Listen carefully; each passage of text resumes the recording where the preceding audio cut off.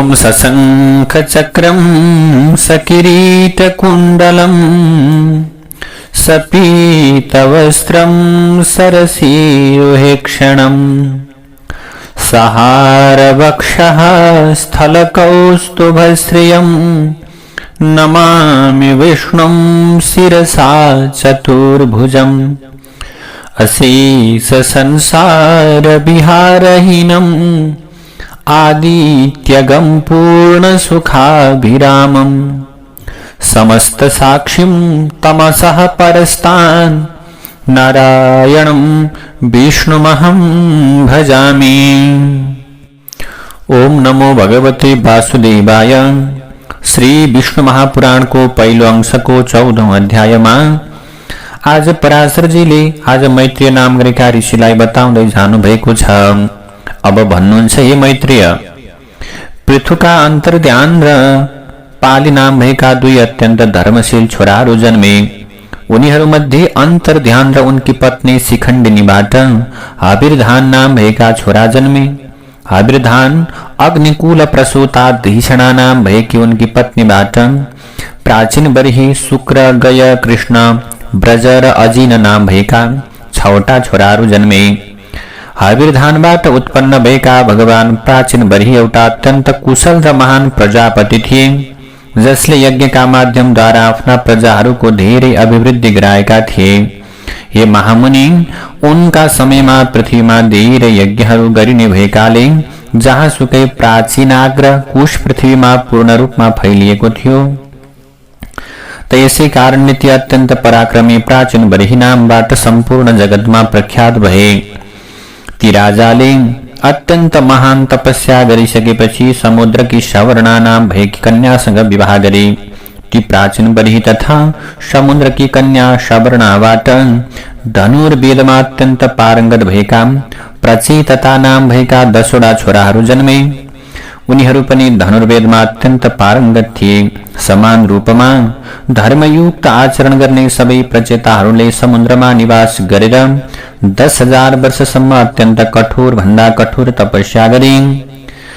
अब यो प्रकारको प्रसङ्गलाई, प्रचेताहरूको प्रसङ्गलाई सुनेपछि मैत्रेयले प्रश्न गर्नुहुन्छ, यदर्थं त महात्मानस्तपस्तेर्पूर्वमहामुने प्रचेतसः समुद्राम्भस एतदाख्यातुमर्हसि। मैत्रेयले भन्नुहुन्छ, हे सर्वोत्तम मुनिवर, ती महात्मा प्रचेताहरूले समुद्रको, त्यो अत्यन्त भयानक समुद्रको जलमा डुबेर अथवा समुद्रको जलमा रहेर जुन कार्य सम्पन्न गर्नका लागि तपस्या गरेका थिए, हजुरले त्यसको विषयमा मलाई विस्तृत रूपमा बताइदिनुहोस् भनेर मैत्रेयले प्रश्न गरेपछि अब पराशरले भन्नुहुन्छ, प्रजापति ब्रह्माजीको आज्ञा पाएपछि महात्मा उनीहरूका अर्थात् प्रचेताहरूका पिता प्राचीन बर्हीले अत्यन्त सम्मानपूर्वक उनीहरूसँग सन्तान उत्पादनका लागि यस प्रकारको वचन बोले। प्राचीन बर्हीले भन्दछन्, ब्रह्मणा देवदेवेन समादिष्टोऽस्म्यहं सुताः प्रजाः संवर्धनीयास्ते मया चोक्तं तथेति तत्। प्राचीन बर्हीले सन्तानहरूलाई भने, हे छोराहरू, देवादिदेव ब्रह्माजीले मलाई तिमी प्रजाहरूको अभिवृद्धि गराऊ भनेर आदेश दिनुभयो र मैले पनि हुन्छ भनेर त्यसमा सहमति जनाए। यसै कारण हे छोराहरू, तिमीहरू पनि मेरो प्रसन्नताका लागि अत्यन्त होशियार भएर प्रजाहरूको अभिवृद्धि गराउने कार्यमा लाग, किनकि प्रजापतिको आज्ञा तिमीहरूले पनि अवश्य मान्नुपर्छ भनेर यसरी बताउनुभयो। ती राजकुमारहरूले पिताका त्यस्ता कुरालाई सुनेपछि हुन्छ भने फेरि उनीहरूले आफ्ना पितासँग सोधे। प्रचेताहरूले आफ्ना पितालाई सोध्दछन्, हे पिताजी, जुन कर्मका माध्यमद्वारा हामीहरूले प्रजाहरूको अभिवृद्धि गराउन सक्दछौँ त्यसका विषयमा हजुरले हामीलाई पूर्ण रूपमा बताइदिनुहोस् र हाम्रो कल्याण गर्नुहोस् भनेपछि पिताले भन्नुभयो, भक्तवत्सल करुणामूर्ति तथा आफ्ना भक्तहरूको मनोकामना सहजै रूपमा पूर्ण गरिदिनुहुने वरदायक भगवान श्री विष्णुको आराधना गरेपछि मनुष्यलाई निसन्देह आफूले चाहेको इष्ट वस्तुको प्राप्ति हुन्छ, अन्य कुनै उपायबाट सम्भव हुन सक्दैन। यसै कारणले मैले यसका अतिरिक्त तिमीहरूलाई अरू के बताऊं। यसकारण यदि तिमीहरू आफ्नो जीवनलाई पूर्ण रूपमा सफल पार्न चाहन्छौ भने प्रजाहरूको अभिवृद्धिका लागि सम्पूर्ण प्राणी मात्रका स्वामी दयाका सागर परमात्मा भगवान श्री हरिको उपासना गर। धर्म अर्थ काम मोक्ष प्राप्तिको कामना राख्ने पुरुषहरूले निरन्तर रूपमा पूर्ण रूपमा एकाग्र चित्त भएर अजन्मान आदि र सम्पूर्ण प्राणीहरूका हृदयमा निवास गर्ने भगवान पुरुषोत्तम विष्णुको आराधना गर्नु। कल्पको आरम्भमा जुन परब्रह्म परमात्माको उपासना गरेर प्रजापति ब्रह्माजीले संसारको रचना गर्नुभएको थियो, तिमीहरू पनि उहाँ नै अच्युत भगवानको उपासना गर। यसरी गरिएको उपासनाका प्रभावले गर्दा तिमीहरूका सन्तानको वृद्धि हुनेछ। अब यसरी आफ्ना पिताजीबाट यो प्रकारको यो किसिमको आज्ञा पाइसके पछाडि यो किसिमको आज्ञालाई प्राप्त गरेपछि प्रचेता नाम भएका 10वटै छोराहरूले ती पुत्रहरूले समुद्रमा पूर्ण रूपमा डुबेर अत्यन्त सावधानीपूर्वक तपस्या गर्न आरम्भ गरे। सम्पूर्ण लोकहरूका आश्रय स्वरूप जगतका अधिपति स्वामी परमात्मा भगवान श्री नारायणमा एकाग्रचित्त भएर त्यही समुद्रको जलमा विराजमान भएर प्रचेताहरूले 10,000 वर्षसम्म परमात्मा श्री हरिको उपासना गरे। जसले आफ्नो उपासना गरिएपछि उपासना गर्ने उपासकका सम्पूर्ण मनोकामना पूरा गरिदिनुहुन्छ त्यस्ता भगवान भनेपछि मैत्रेयले फेरि प्रश्न गर्नुहुन्छ। समुद्रको जलमा अवस्थित भएर ती 10 प्रचेताहरूले परब्रह्म परमात्मा भगवान श्री विष्णुको जुन अतिशय पवित्र प्रार्थना गरेका थिए त्यो विषयमा मलाई बताइदिनुहोस् भनेपछि पराशरले भन्नुहुन्छ, हे मैत्रेय, समुद्रको जलमा अवस्थित भएर ती 10 प्रचेताहरूले पूर्ण रूपमा अत्यन्त एकाग्र चित्त एक मन भएर प्राचीन कालमा परमात्मा भगवान श्री गोविन्दको प्रार्थना जुन गरेका थिए त्यसका विषयमा बताउँछु भनेर पराशरले बताउनुभयो। र पराशरले प्रचेताहरूले भगवानको कसरी ध्यान गरे त भन्ने विषयमा बताउनु भो। प्रचेताहरूले भनेछन्, नतास्म सर्ववचसां प्रतिष्ठा यत्र शाश्वती तमाद्यं तमशेषस्य जगतः परमं प्रभुम्। प्रचेताहरूले भन्दछन्, जुन परब्रह्म परमात्मामा सम्पूर्ण प्रकारका वचनहरूको शाश्वत प्रतिष्ठा छ, अर्थात जो एकमात्र सम्पूर्ण वाक्यहरूबाट प्रतिपादन गर्नका निम्ति योग्य हुनुहुन्छ, वहाँ सम्पूर्ण जगतका उत्पत्ति विनाशका कारण स्वरूप परब्रह्म परमात्मा प्रभुलाई हामी नमस्कार गर्दछौँ। जुन परब्रह्म परमात्मा आदि ज्योति स्वरूप उपमा नहुनु भएका अत्यन्त सूक्ष्म अनन्त अपार स्थावर जंगम सम्पूर्ण जगतको आदि कारण स्वरूप तथा कुनै किसिमको निश्चित स्वरूप नहुनु भएका जुन परमात्माको दिन रात र सन्ध्या पहिलो नै स्वरूप हो, वहाँ कालात्मक परमात्मा भगवान श्री विष्णुलाई नमस्कार छ। सम्पूर्ण प्राणीहरूको जीवनका परमाधार जसको अमृतमय स्वरूपलाई दिन प्रतिदिन देवता र पितृहरूले भोग गर्दछन्, यस्तो स्वमात्मक अर्थात् चन्द्र स्वरूप परब्रह्म परमात्मालाई नमस्कार छ।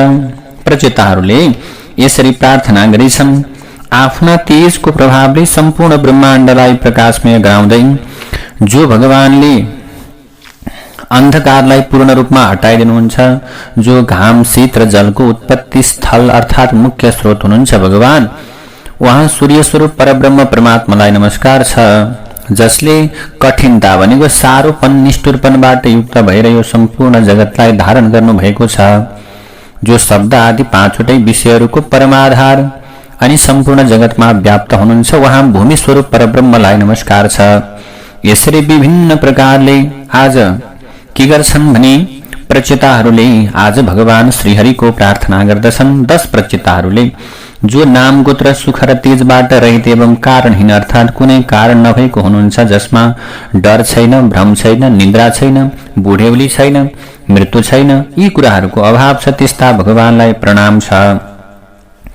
जो रजोगुण रहित शब्दविहीन अमृत गतिहीन र असमृत अर्थात् नढाकिएको खुलेको हुनुहुन्छ, जसमा पूर्वापर अर्थात् अगाडि र पछाडिको व्यवहारको गति छैन, त्यही परब्रह्म परमात्मा भगवान श्री विष्णुको पद हो। परमेश्वरीय स्वरूप गुणहरूबाट सम्पन्न सम्पूर्ण जीव स्वरूप अनाधार जीव एवं दृष्टिबाट देख्न नसकिने परमात्मा श्री भगवान विष्णुको जुन परमपद छ त्यो परमपदलाई नमस्कार गर्दछौं भनेर 10 प्रचेताहरूले जलमा रहेर आज भगवान श्रीहरिको प्रार्थना गरे। यस्ता प्रकारले भगवान श्री विष्णुमा समाधिस्थ भएर आज भगवानको प्रार्थना गर्दै प्रचेताहरूले समुद्रको जलमा अवस्थित भएर 10,000 वर्ष तपस्या गरे। त्यसपछि भगवान श्रीहरिले अत्यन्त प्रसन्न भएर पूर्ण रूपमा फुलेको नील कमलको जस्तो आभा त्यो आभाले युक्त दिव्य छविबाट समुद्रभित्रै आज 10वटा ती पुत्रहरूलाई 10 प्रचेताहरूलाई दर्शन दिनुभयो। पक्षीहरूका राजा पक्षीराज गरुडमा विराजमान हुनुभएका भगवान श्री विष्णुलाई देखेपछि ती प्रचेताहरूले अत्यन्त भक्तिभावपूर्वक विनम्रतापूर्वक आज विनम्रतापूर्ण किसिमले शिर झुकाएर भगवानलाई प्रणाम गरे। त्यसपछि भगवानले उनीहरूसँग भन्नुभयो, म तिमीहरूसँग अत्यन्त प्रसन्न भएको हुनाले तिमीहरूलाई वरदान दिनका निम्ति म आएको हुँ बाबु। यसकारण तिमीहरू आफ्नो मनोकामना अनुसारको वर माग। त्यसपछि ती प्रचेताहरूले वरदायक भगवान श्री विष्णुलाई प्रणाम गर्दै जस्ता किसिमले उनीहरूका पिताले उनीहरूलाई सन्तानको अभिवृद्धि गराउने आदेश दिएका थिए त्यो सबै उहाँसँग बिन्ती गरे। त्यसपछि भगवान श्रीहरि पनि उनीहरूका इच्छा अनुसारको प्रदान दिएर त्यहाँबाट अन्तर्ध्यान हुनुभयो। त्यसपछि ती प्रचेताहरू समुद्रको जलबाट बाहिर निस्के र 14औं अध्यायबाट 15औं अध्यायमा प्रवेश गर्दा ती प्रचेताहरू धेरै समयसम्म तपस्यामा लागिरहेका कारणले गर्दा कसैद्वारा सुरक्षा नगरिएका पृथ्वीलाई वृक्षहरूले ढाकिसकेका रहेछन् र त्यो समयसम्म धेरै प्रजाहरूको पनि विनाश भइसकेको रहेछ। आकाश पूर्ण रूपमा वृक्षहरूले भरिसकेको थियो। यसकारण वायु चल्न सकेन, प्रजाहरूले पनि कुनै किसिमको चेष्टा गर्न सकेनन्। ती 10 प्रचेताहरू जलबाट बाहिर निस्केपछि प्रचेताहरू पृथ्वीमा अरूको विनाश गरेर मौलाएका रुखहरूलाई देखेर अत्यन्त क्रोधित भए। यसपछि उनीहरूले अत्यन्त रोषपूर्वक आफ्ना मुखबाट वायु र अग्निलाई उत्पन्न गराए। वायुले ती पृथ्वीका अत्यन्त फैलिएका वृक्षलाई उखलेर सुकाइदिए र अत्यन्त प्रचण्ड अग्निले ती सुकेका सम्पूर्ण वृक्षहरूलाई डढाएर सखाप गरिदिए। यो प्रकार त्यो समयमा त्यहाँ वृक्षहरूको विनाश हुन थाल्यो। त्यसपछि राजा सोमले वृक्षहरूको विनाश भइरहेको तथा केही मात्रामा मात्र वृक्षहरू बाँकी रहेको देखेपछि ती वृक्षहरूको विनाश गर्ने कार्यलाई रोक्ने विचारले अत्यन्त अभिप्रेरित भएर प्रजापति प्रचेताहरूको नजिकमा आएर भने, हे राजाहरू, तपाईहरूले आफ्नो क्रोधलाई शान्त गराउनुहोस् र मेरो कुरालाई अत्यन्त ध्यानपूर्वक सुन्नुहोस्। मैले यी उखेलिएर बाँकी रहेका वृक्षहरूसँग हजुरहरूको सन्धि गराइदिन्छु, सहमति गराइदिन्छु। यिनै वृक्षहरूबाट उत्पन्न यी अत्यन्त सुन्दर वर्ण भएकी रत्नस्वरूप कन्याको मैले पहिलेदेखि नै भविष्यका विषयमा जानेर आफ्ना अमृतमय किरणहरूका माध्यमद्वारा पालन पोषण गरेको हो। ती वृक्षहरूकी कन्याको नाम हो मारिसा। मारिसा हो। हे यशस्वी राजाहरू, यिनै निश्चित रूपमा हजुरहरूकी पत्नी भएर तपाईहरूको वंशको अभिवृद्धि गराउनका लागि उत्पन्न भएकी हुन्। हजुरहरूको आधा तेजबाट र मेरो आधा तेजबाट अथवा मेरो आधा तेजको प्रभावले गर्दा यी कन्याका गर्भबाट अत्यन्त अत्यन्त पराक्रमी विद्वान दक्ष नाम भएका प्रजापति उत्पन्न हुनेछन् र हजुरहरूको तेज सहित मेरो अंशबाट सम्पन्न भएर आफ्नो तेजका कारणले अग्निका समान भएका ती दक्ष प्रजापतिले फेरि हजुरहरूका सन्तानहरूको अत्यन्त अभिवृद्धि गराउने छन्। पूर्वकालमा वेद जान्नेहरू मध्येका सबैभन्दा श्रेष्ठ एउटा कण्डु नाम भएका मुनि थिए, ऋषि थिए। उनले अत्यन्त मनमोहक गोमती नदीका किनारमा बसेर अत्यन्त उत्कृष्ट तपस्या गरे। यसरी पूर्वकालमा ती कण्डु नाम गरेका एकजना अत्यन्त सुन्दर ऋषि गोमती नदीका किनारमा बसेर तपस्या गरेका ती सर्वोत्तम ती अत्यन्त उत्कृष्ट मुनिको तपस्यालाई भङ्ग गराउनका निम्ति इन्द्रले प्रमलोम्बा नाम भएकी एउटी अप्सरालाई उनका नजिकमा पठाएछन्। ती अत्यन्त लावण्ययुक्त अप्सराले ऋषिलाई तपस्याबाट भ्रष्ट गराइदिन्। ती अप्सराद्वारा तपस्या भङ्ग गराइएका र विषयहरूमा पूर्ण रूपले आसक्त भएका ऋषिले 100 वर्षहरूभन्दा धेरै समयसम्म अप्सराका साथमा गुफामा निवास गरे। एक दिन ती अप्सराले ऋषिसँग निवेदन गरिन्, हे महात्मन, अब म स्वर्गलोक जान चाहन्छु, यसकारण हे ऋषिदेव प्रसन्न भएर मलाई जाने आज्ञा दिनुहोस्। ती अप्सरामा अत्यन्त आसक्त भएका ऋषिले उनले जान आज्ञा मागेपछि भने, हे भद्रे, अझ केही दिनसम्म तिमी यहीँ बस। ती ऋषिद्वारा यो किसिमको आज्ञा भएपछि ती अप्सराले उनीसँग 100 वर्षभन्दा धेरै समय बितेको बताइन् र तिनले सबै किसिमका विषयहरूको भोग पनि गरिन् र फेरि उनी 100 वर्षहरूभन्दा धेरै वर्ष त्यहाँ बसिन्। अब त्यसपछि ती चन्द्रमुखी अप्सराले फेरि ऋषिसँग अनुरोध गरिन्, भगवान, अब मलाई स्वर्गलोक जाने आज्ञा दिनुहोस्। प्रम्लोचाको त्यो आज अनुरोध सुनेपछि अप्सरासँग पूर्ण रूपमा आसक्त भएका ऋषिले भने, हेर, अझ केही बस न, अझ केही दिन भनेपछि त्यसपछि 100 वर्षहरूभन्दा केही बढी समय बितेपछि ती अप्सराले फेरि भन्न लागिन्, हे ब्राह्मण, अब चाहिँ म स्वर्गलोक जानुपर्छ। ती अप्सराले यसरी अनुरोध गरेपछि ऋषिले तिनलाई भने, हेर, अब तिमी धेरै समयसम्मका लागि जान लागेकी छौ, अब केही क्षण त बस। त्यसपछि फेरि त्यही मुनि बसिन्। 100-200 वर्षभन्दा केही कम समयसम्म त्यही बसिन्। यो प्रकार पटक पटक इन्द्रको लोकमा अर्थात् स्वर्गलोकमा जानका लागि ती अप्सराद्वारा अनुरोध गरिएपछि ती ऋषि अझ केही समय बस बस भन्दथे। यो प्रकार ऋषिद्वारा बताइएका प्रेमपूर्ण वेदनाका विषयमा विज्ञ ती ऋषिको श्रापबाट डराएकी तिनले आज के गर्न सक्दछिन् त भने आज उनलाई छोड्न सकिनन्। अब उनलाई आज के भयो त भने त्यसपछि ती महर्षि महोदयले पनि अत्यन्त ती अप्सरालाई उनी सँगसँगै निवास गर्दा गर्दै समय बित्दै बित्दै गयो। एक दिन ती महर्षि अत्यन्त छिटो आफ्नो कुटीबाट बाहिर निस्के। उनी यसरी बाहिर निस्केको देखेर आज अप्सराले ऋषिलाई सोधिन्, ऋषिवर, किन आत्तिएर दौडिनु भएको? भनेपछि महर्षिले भने, दिन समाप्त हुन लाग्यो, यसकारण अब म सन्ध्योपासना गर्छु, हैन, म त साँझको सन्ध्या गर्नु पर्यो नि। भनेपछि यदि नित्यकर्म गरिएन भने नित्यक्रिया लोप भएर जान्छ। यसपछि ती अप्सराले भनिन्, हे धर्मज्ञ, हे ज्ञाता, के आज मात्रै हजुरका लागि दिन समाप्त हुन लागेको हो र? अनेकौं वर्षहरूपछि आज मात्र तपाईका लागि दिन बित्न लागेछ हो। किनकि योभन्दा पहिला कयौं दिनसम्म हजुर गुफाबाट बाहिर निस्कनु भएन। कति वर्ष बिते विचार गर्नुहोस् त। भनेपछि ऋषिले भने, आज तिमी बिहान आज मात्रै आएकी हौ। तिमी आज बिहान मात्र यो नदीको सुन्दर किनारमा आएकी हौ। मलाई पूर्ण रूपमा ज्ञात छ, थाहा छ। मैले आज मात्रै तिमीलाई यो कुटीमा प्रवेश गरेको देखेको हो, हेर। त्यसपछि अहिले मात्र आजको दिन समाप्त भएर यो सन्ध्याकाल हुन लागेको छ, त्यसैले तिमीले किन उपहास गर्छौ? भनेपछि आज ती अप्सराले भनिन्, म बिहान सबेरै आएकी हुँ। यो हजुरको भनाइ सत्य हो, यसमा असत्य छैन। तर त्यो दिनको बिहान अर्थात् बिहान सबेरैदेखि आजसम्म 100 वर्षहरू बिते। मैले तपाईलाई त्यही कुरा प्रस्ट्याउन खोजेकी मात्र हुँ, हजुरको उपहास गरेकी होइन नि। त्यसपछि अत्यन्त व्याकुलताका साथमा ती अप्सरासँग ऋषिले सोध्दछन्, हे अप्सरा, तिमीसँग विषयहरूको भोगमा लागेर बस्दा बस्दै कति वर्ष बिताए, मलाई सत्य भन्देऊ। भनेपछि तिनले भनिन्, म यहाँ आइसकेपछि तपाईको र मेरो आज 907 वर्ष 6 महिना 3 दिन बितिसकेको छ। ल, यति दिन चाहिँ बित्यो भनेर ती अप्सराले भनिन्। तब ऋषिले भन्दछन्, तिमीले सत्य बताइरहेकी छौ, यसरी मेरो उपहास गरेकी हौ। तिमीले सत्य बताइरहेकी छौ कि के छौ? मेरो अनुभव अनुसार मैले यो ठाउँमा तिमीसँग केवल 1 दिन मात्र बिताएको हुँ। तर तिमी कसरी यति धेरै वर्षको गणना गरेकी छौ? भनिसके पछाडि अब ती अप्सराले भन्दछन्, हे ब्राह्मण, हजुरका अगाडि मैले कसरी असत्य बोल्न सक्छु र? फेरि विशेष गरेर यस्तो अवस्थामा जब आज तपाईँ आफ्नो धर्ममय मार्गमा लाग्नका लागि तत्पर भएर सोधिरहनु भएको छ, त्यसैले अब मैले किन असत्य भन्थे र? ती अप्सराका सत्य वचन सुनेपछि ऋषिले मलाई धिक्कार छ यसरी आफूलाई धिक्कार्न थाल्नुभयो।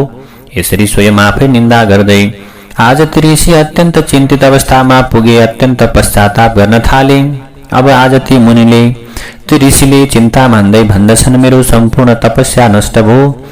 जुन ब्रह्मज्ञानीहरूको सर्वोत्तम धन थियो त्यो सबै हरण भयो। रममा भएको विवेक बुद्धिको हत्या भो अहो, कसैले स्त्रीलाई मोहका वशमा पार्नका लागि उत्पन्न गराएको होला। अब मैले आफ्नो मनलाई पूर्ण रूपमा आफ्नो नियन्त्रणमा राखेर आज सांसारिक तरंग भन्दा छुट्टै रहेर अब परब्रह्मका विषयमा ज्ञान लिनुपर्छ। जसले मेरो बुद्धिलाई नष्ट गरायो त्यो आसक्तिलाई आज धिक्कार छ। वेदहरूका माध्यमद्वारा जान्न योग्य भगवानको प्राप्ति स्वरूप मेरा सम्पूर्ण व्रतहरूलाई यो नरकको गाउँमा जाने बाटो जस्तो आज यो संगतले नष्ट गराइदियो।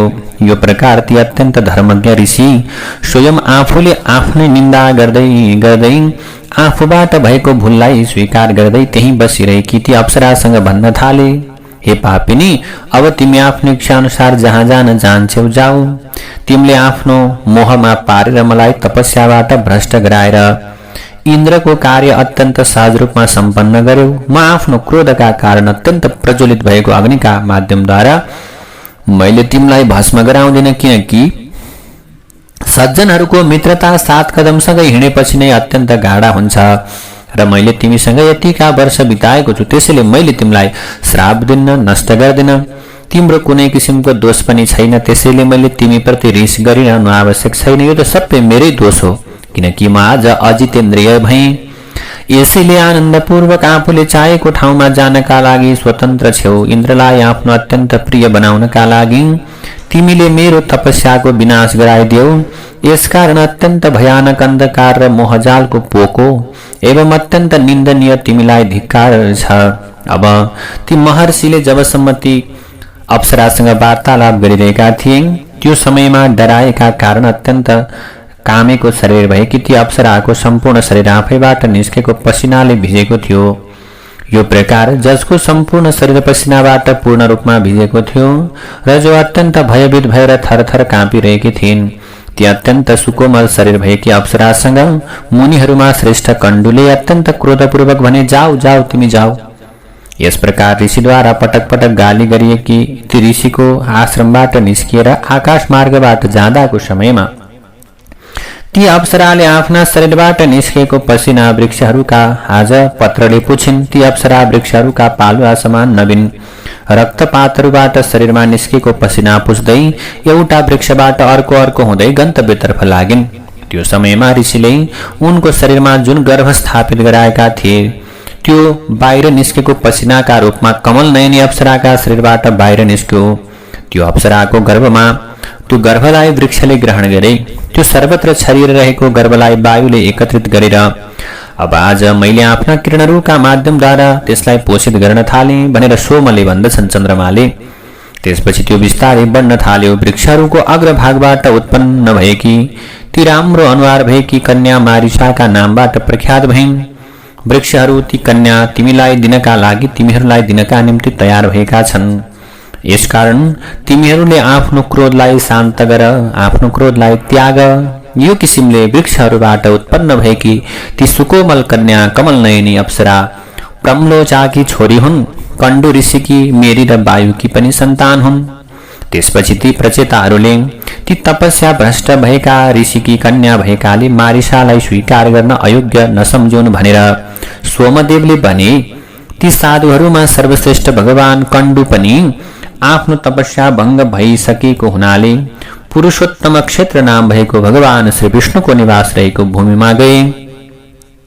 र हे राजकुमार, त्यहाँ ती महायोगीले अत्यन्त श्रद्धापूर्वक एकनिष्ठ भएर एकाग्र चित्त युक्त हुँदै ब्रह्म पारण मन्त्रको जप गर्दै हात माथि उठाएर रहेर भगवान श्री विष्णुको आराधना गर्न थाले। अर्थात् आराधनामा पूर्ण रूपमा लीन भए। प्रचेताहरूले फेरि प्रश्न गरे, हामीहरू कण्डु मुनिको पवित्र ब्रह्मपारण स्तोत्रका विषयमा विस्तृत रूपमा सुन्न चाहन्छौं, जसको जपका माध्यमद्वारा उहाँले परब्रह्म परमात्मा केशवको आराधना गर्नुभएको थियो। सोमले भने, हे राजकुमारहरू, त्यो मन्त्र यो प्रकारको छ। भगवान श्री विष्णु यो अपार संसार मार्गको अन्तिम प्रान्त, अन्तिम छेउ सीमाना समान हुनुहुन्छ। उहाँलाई पार गर्न अत्यन्त कठिन छ। उहाँ सत्य स्वरूप, उहाँ परभन्दा अर्थात् आकाशादि भन्दा पनि अनन्त हुनुहुन्छ, पर हुनुहुन्छ। यस्ता धेरै प्रकारका कुरा छन्। अब भगवान अनन्त हुनुहुन्छ, उहाँलाई पूर्ण रूपमा तपस्यामा लागिरहेका महात्माहरूले मात्र प्राप्त गर्न सक्छन्, किनकि उहाँ अनात्म प्रपञ्च भन्दा पनि पर होइबक्सिन्छ। इन्द्रियबाट देख्न नसकिने परमात्मा हुनुहुन्छ र उहाँले आफ्ना भक्तहरूको पालन र पोषण, उनीहरूको मनोकामना पूरा गर्दिनुहुन्छ। परमात्माका कारण आज कारणका कारण र त्यसको कारणको पनि परम कारण होइबक्सिन्छ। कारण पञ्चमहाभूत, त्यसको कारण पञ्चतन मात्र, त्यसको कारण तामस अहंकार, त्यसको कारण महत्तत्व, त्यसको पनि प्रधान कारण भगवान होइबक्सिन्छ।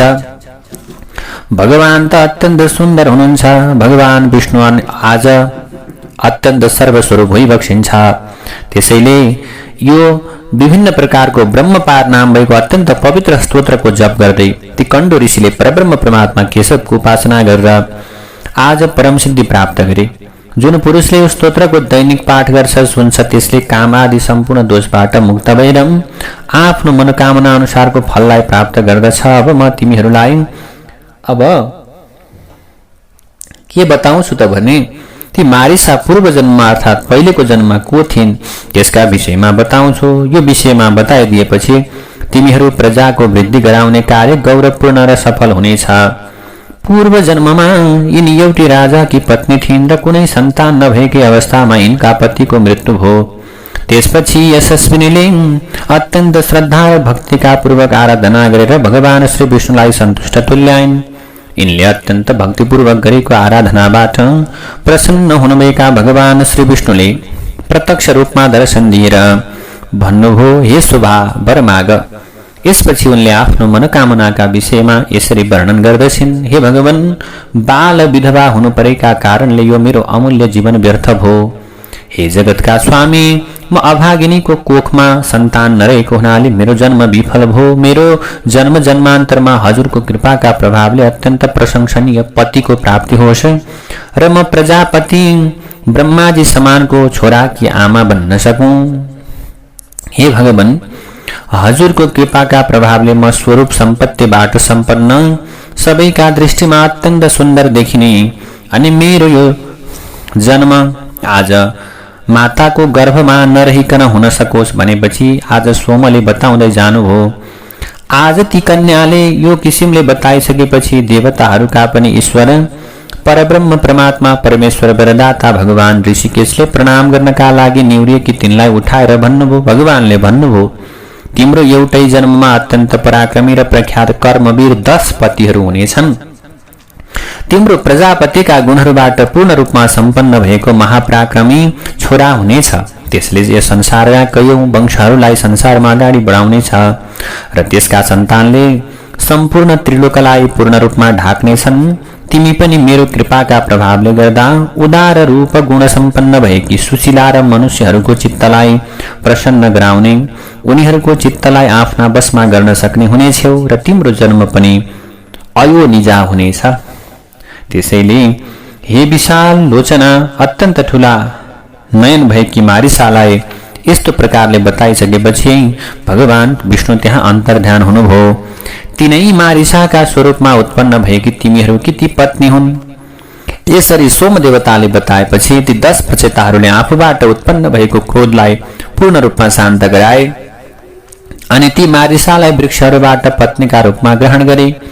ती 10 जना प्रचेताहरूका संसर्गको प्रभावले मारिसाका गर्भबाट यशस्वी दक्ष प्रजापतिको जन्म भयो, जो पूर्व जन्ममा स्वयं ब्रह्माजीबाट उत्पन्न भएका थिए। ती अत्यन्त यशस्वी दक्ष प्रजापतिले ब्रह्माजीका आज्ञाको पालना गर्दै आफ्नो सन्तान बढाउनका लागि तयार भएर चर अचर 2 खुट्टा भएका र 4 खुट्टा भएका विभिन्न किसिमका सन्तान उत्पन्न गराए। यो किसिमले दक्ष प्रजापतिले पहिले मनबाट नै सृष्टि गरेर अर्थात् अनेक प्रकारका छोराहरू उत्पन्न गराइसकेपछि 60 कन्या उत्पन्न गराए। तिनीहरूमध्ये 10 वटी धर्मलाई दिए, 13 वटी कश्यपलाई दिए। यसरी नै दक्ष प्रजापतिले कालको परिवर्तनसँग सम्बन्धित चन्द्रमासँग 27 कन्याहरूको विवाह गरे। यी सबै कन्याहरूबाट देवता, दैत्य, नाग, पक्षी, गन्धर्व, अप्सरा, दानव आदि उत्पन्न भए। त्यसै समयदेखि अर्थात् दक्ष प्रजापतिका समयदेखि नै प्रजाहरूको मैथुनी सृष्टि आरम्भ भयो। त्योभन्दा पहिले संकल्प, दर्शन र स्पर्शद्वारा अत्यन्त तपस्वी मनुष्यहरूका तपस्याबाट प्रजाको सृष्टि हुने गर्थ्यो। अब यो प्रकारको कुरा भइसकेपछि आज मैत्रेयजीका मनमा फेरि शंका लागेछ। पराशरलाई सोध्नु भएछ मैत्रेयले, हे महामुनि, मैले सुने अनुसार दक्ष प्रजापतिको जन्म ब्रह्माजीको दाहिने अंगुष्ठबाट औंलाबाट भएको हो। यो नै वास्तविकता हो भने फेरि प्रचेताका छोरा भएर कसरी जन्मे त? जुन दक्ष प्रजापति चन्द्रमाका नाति थिए तिनी दक्ष उनका ससुरा कसरी भए त भनेपछि मेरो यो मनमा सन्देह भो। प्रभु के गर्ने होला भनेपछि पराशरले भन्नुभयो, हेर मैत्रेय, प्राणी मात्रको उत्पत्ति र विनाश नित्य छ। यो निरन्तर नियमित रूपमा भइरहेको हुन्छ। दिव्य चक्षु भएका महात्माहरू यो विषयको मोहमा कहिले पर्दैनन्।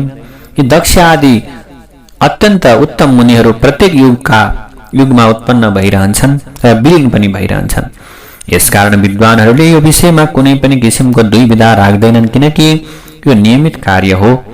प्राचीन कालमा कसैमा पनि ज्येष्ठ एवं सानो ठुलो आदिको भावना रहँदैन थियो। त्यो समयमा तपस्या र प्रभाव नै उनीहरूको ज्येष्ठताको कारण हुन्थ्यो। हे ब्रह्मन, अब हजुरले मलाई देवता, दानव, गन्धर्व, सर्प र राक्षसहरूको उत्पत्तिका विषयमा बताउनुहोस्। पराशरले भन्नुभयो, प्राचीन कालमा तिमीले प्रजाको सृष्टि गर। ब्रह्माजीद्वारा यो किसिमको आदेश पाएका दक्ष प्रजापतिले जसरी प्रजाहरूको सृष्टि गरे त्यसका विषयमा सुन। त्यो समयमा दक्ष प्रजापतिको सबैभन्दा पहिले मानसिक रूपमा देवता, ऋषि, गन्धर्व, असुर र सर्पहरूलाई मात्र उत्पन्न गराए। तर पनि हे ब्राह्मण देव, जब दक्ष प्रजापतिका यी मानस अर्थात् मनबाट उत्पन्न भएका सन्तानले आफ्नो वंशलाई अगाडि बढाउन सकेनन्, त्यसपछि मैथुनी सृष्टिबाट स्त्री र पुरुषको समागमबाट सन्तान सृष्टि गर्ने अभिप्रेरित भएर वीरण प्रजापतिकी कन्या असिक्नीसँग विवाह गरे। त्यसपछि ती असिक्नीबाट अत्यन्त सुन्दर प्रकारका 5000 छोराहरू उत्पन्न भए। ती अत्यन्त सदा सर्वदा भगवानको प्रिय वचन मात्र बोल्ने थिए। त्यो बेला देवर्षि नारद आएर तिनीहरूलाई सन्तान अभिवृद्धि गराउनका लागि इच्छुक भएको देखेर नारदले गएर भन्नुभएछ, हे महापराक्रमी, हे दक्षका छोराहरू, मेरो अनुभव अनुसार तिमीहरूले के गर त भने यो संसारको सृष्टि गर्न हुँदैन हेर, किनकि यो संसार त अचम्मको छ। भनिसकेपछि नारदजीका वचन सुनेर तिनीहरू सबै सन्यासी भएर अलग अलग दिशामा गए।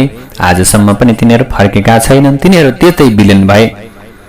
अब यो प्रकारले आफ्ना छोराहरू कहिले नफर्कने गरी गइसकेपछि प्रचेताहरूका छोरा दक्ष प्रजापतिले बैरणीबाट अरू 1000 छोरा उत्पन्न गराए। तिनीहरू पनि संसारको सृष्टि गर्ने उद्देश्यले अभिप्रेरित भएर लागेका थिए। त्यसै बेलामा नारदजीले आएर फेरि सत्य कुरा भन्नुभयो। नारद आएर फेरि पहिला जस्तै कुरा भन्नुभयो, हेर सृष्टि गर्नु हुँदैन। त्यसपछि तिनीहरूले के गरे त भने उनीहरू पनि फेरि फर्केर गए, आफ्ना आफ्ना दिशाहरूतर्फ गए। त्यसपछि उनीहरू फर्केर आएनन्। त्यो समयदेखि भाइ हराएको अवस्थामा आफ्ना दाजु वा भाइ खोज्न गयो भने पनि त्यो पनि नष्ट हुन्छ, फर्केर आउन्न भने जस्तै ती पुत्रहरू पनि नष्ट भइसकेपछि दक्ष प्रजापतिले अत्यन्त क्रोधित भएर रिसाएर नारदलाई श्राप दिएछन्। नारदलाई प्रजापतिले श्राप दिए, सर्ग कामस्ततो विद्वान समैत्रेय प्रजापति षष्ठीं दक्षो सृजत कन्या वैरण्यामिति न श्रुतम्। हे मैत्रेय, त्यसपछि ती अत्यन्त विद्वान दक्ष प्रजापतिले सन्तानको अभिवृद्धि गर्ने इच्छाबाट अभिप्रेरित भएर बैरणीबाट 60 कन्या जन्माए। दक्ष प्रजापतिले 10 कन्या धर्मलाई, 13 कश्यपलाई, 27 चन्द्रमालाई, 4वटा अरिष्ट नै मिलाइदिए। 2वटी बहुपुत्रसँग, 2वटी अंगिरासँग, 2वटी कृष्वाश्वसँग विवाह गरे। अब यहाँ धेरै प्रकारका कुराहरू छन्। अब अरुन्धती, बसु, यामी, लम्बा, भानु आदि आदि गरेका 10वटी धर्मका पत्नीहरू थिए।